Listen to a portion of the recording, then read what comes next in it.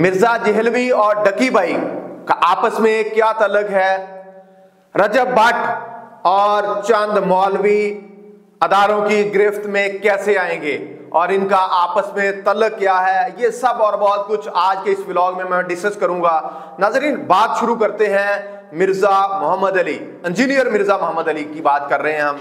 नाजरीन, रात उन्हें गिरफ्तार किया गया।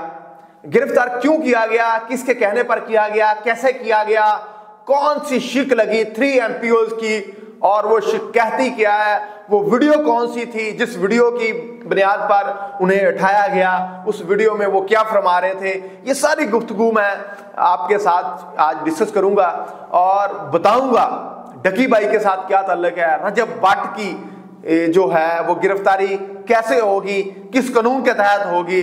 इसके साथ साथ मारिया बी को थोड़ा सा मैं डिस्कस करूंगा कि मारिया बी ने अच्छा काम किया, इसके बावजूद भी उनको इन्वेस्टिगेशन के लिए क्यों बुलाया गया, किस तरह से उनको रोब और दबदबे में लाके उनको प्रेशराइज करके एक LGBT ग्रुप को प्रमोट किया जा रहा है। ये सारी गुफ्तगू आपके सामने आज होगी। नाजरीन, हम सबसे पहले बात करते हैं मिर्जा मोहम्मद अली, इंजीनियर मिर्जा साहब की बात कर रहे हैं।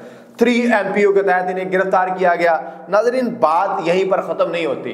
बात तो कहते हैं ना, अभी इब्तिदाई कह होता है क्या, बात अभी शुरू हो रही है। 4 मई 2020 को भी मिर्जा साहब को गिरफ्तार किया गया था और 14 दिन का जब उनका रिमांड आया तो 2 दिन के बाद ही 14 रोज का रिमांड आ चुका था। मिर्जा साहब के हाथ इतने लंबे हैं कि रिमांड आने के बाद फिर भी उनकी जो जमानत थी वो हो जाती है और 6 मई 2020 को उन्हें जमानत पर रिहाई मिल जाती है। नाजरीन, ये माजी का किस्सा पारीना था कि उनके साथ ये एक जुड़ा हुआ जो मैंने आपके सामने रखा। नाजरीन, 3 MPO की शिक नंबर 153 जो कि नफरत अंगेज गुफ्तगू और किसी दूसरे के खिलाफ इश्ताल दिलाने की वजह पर ये शिक लागू होती है। नाजरीन, कहा यह जा रहा है कि मिर्जा साहब जो बात कर रहे थे, जो वीडियो कर रहे थे, वो ये थी पीरी मुरीदी और बैत की शरई हैसियत, ये उनका मौजू था। ये मौजू जब वो अपने जलाल में आए हुए थे, आपको पता है कि वो पीरों के खिलाफ किस तरह से बोलते हैं, डंके की चोट पर वो कहते हैं बाबे फलान डमका XYZ। मैं वो कहना नहीं चाहता वो कि इस तरह कुछ बाबे सोसाइटी में पाए भी जाते हैं, हम किसी की दिलाजारी का सबब नहीं बनना चाहते। हकीकत ये है कि वो बाबों के डाडे खिलाफ हैं। बाबों की जब दुर्गत बना रहे थे तो उसी दौरान एक साहब सामने से खड़े होते हैं, वो कहते हैं कि बस मिर्जा साहब बहुत हो गया, आप अपनी बात को यहीं पर ब्लॉक करें, बंद करें, मैं मजीद आपसे इस तरह की कोई गुफ्तगू नहीं सुनना चाहता। तो नाजरीन, मिर्जा साहब ने इस पर दलील देते हुए ये कहा कि भाई मैं तो कुरान और सुन्नत की दलील दे रहा हूं, आप दलील ले आए, मैं अपनी बात कुरान और सुन्नत के मुताबिक, हदीस के मुताबिक जो दलील के साथ बात कर रहा हूं, इसके मुताबिक इस बात को मैं पूरा करूंगा। नाजरीन, मिर्जा साहब ने फिर ऐसे ही किया और अपनी बात को मुकम्मल किया और वो फिर बाद में ये वीडियो पीरी मुरीदी और बैत की शरई हैसियत का जो मौजू था, ये वीडियो फिर उनकी गिरफ्त का सबब भी बनी, जिसकी बुनियाद पर डिप्टी कमिश्नर ने उनकी गिरफ्तारी 3 MPO के तहत उनकी गिरफ्तारी के ऑर्डर जारी किए और उसमें जो शिक लगी है वो 153 है। और अब डकी भाई के साथ क्या ताल्लुक है, डकी भाई के हवाले से सारी रिपोर्ट्स, हर चीज मीडिया के सामने खुल के आ चुकी है कि किस तरह से उन्हें गिरफ्तार किया गया, क्यों कर गिरफ्तार किया गया।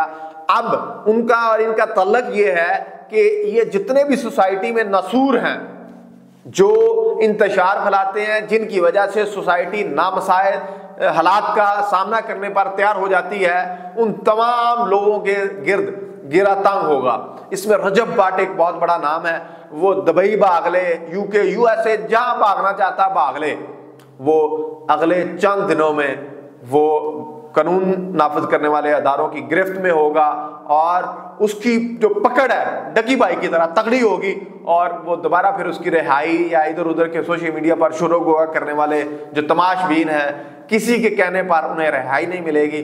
अब फैसला कर लिया गया है कि कुछ भी हो जाए, जिस तरह से डकी भाई के को गिरफ्तार करने में मिर्जा मोहम्मद अली इंजीनियर साहब को गिरफ्तार करने के लिए कुछ लोग उसे जहलमी भी कहते हैं, जहन्नमी भी कहते हैं, जो कि हम इस तरह के गैर पार्लिमानी अल्फाज के नहीं हम कहना चाहते, लेकिन जितने भी उनके नाम है, जो भी उन्हें कहना, मिर्जा साहब कहना, मिर्जा मोहम्मद अली कहना, जहलमी कहना, तो उनको गिरफ्तार किया गया। और आपको पता है कि उनकी इतनी फैन फॉलोइंग है, इसके बावजूद भी मक्खी ने पर भी नहीं मारा।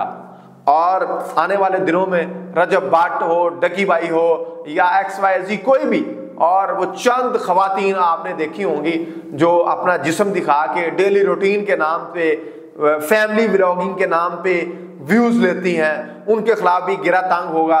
और LGBT के हवाले से एक लाहौर में इवेंट हुआ था, मारिया बी ने उस पर आवाज उठाई थी, और फिर इस ग्रुप ने पैसे और दौलत के बलबूते पर मारिया बी को इन्वेस्टिगेशन के लिए बुलाने में कामयाब हो गए थे। मारिया बी इन्वेस्टिगेशन के लिए मतलूब हो गई।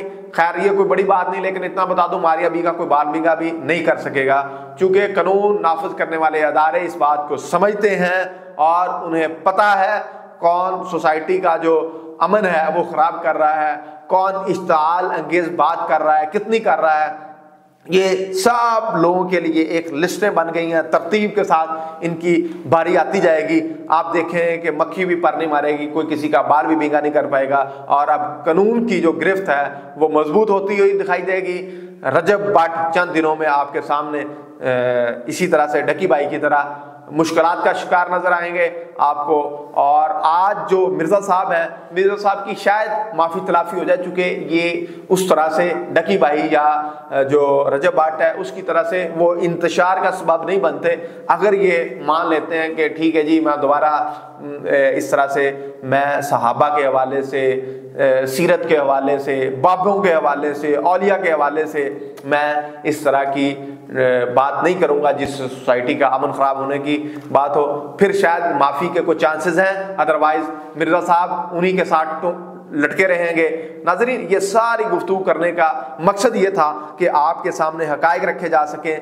फिरका वारियत या दीगर सोशल मीडिया पर प्रोपेगेट चीज़ें करने वाले, उनके गिर्द घेरा तंग होने जा रहा है। अगर आपके बच्चे, आपका बहन भाई, आपका कोई रिलेटिव इस मामले में कोई ऐसा कंटेंट क्रिएट कर रहा है, उन्हें समझाएं, उन्हें बताएं कि ऐसा कंटेंट क्रिएट करें जो रिसर्च बेस हो, जो ऑथेंटिसिटी के साथ, जिसके जो हकायक पर मबनी हो।